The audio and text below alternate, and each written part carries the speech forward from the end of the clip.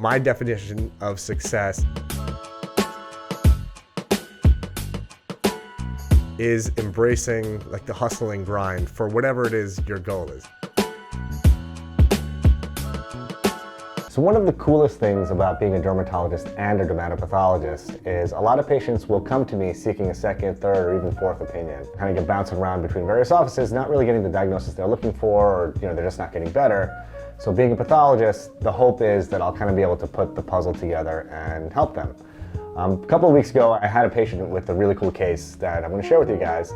She was being seen in another office, and she had a rash which they weren't quite certain what it was. They did a biopsy, and the biopsy findings came back as a condition called pemphigus, which is a really, really serious condition. It causes a horrible, debilitating rash, and in some cases, it can even be a fatal rash.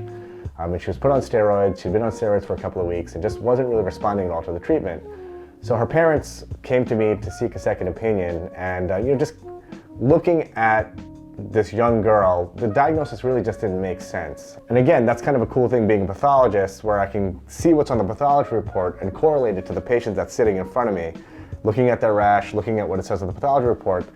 It just didn't make sense. And really what I thought she had was actually a superficial bacterial infection called impetigo, which can actually look just like this condition that she was diagnosed with called pemphigus. So I did a culture, and I came back as positive for staph. We treated her with antibiotics for a couple of weeks, and she was perfect. And really, she went from having this awful, debilitating diagnosis to being cured in a couple of weeks. And that's why I think as a patient, if you're not getting better, or you're not like 100% certain that the diagnosis has been nailed by your physician, it benefits you to get a second or third opinion, because after all of us are really in charge of our own health care and have to really play an active role. So just a little piece of advice, don't be afraid to get another opinion. Doctors, what we do, it's not an exact science, and sometimes it could take a couple of eyes taking a look at you to really nail the diagnosis so that you get the help and the treatment that you need.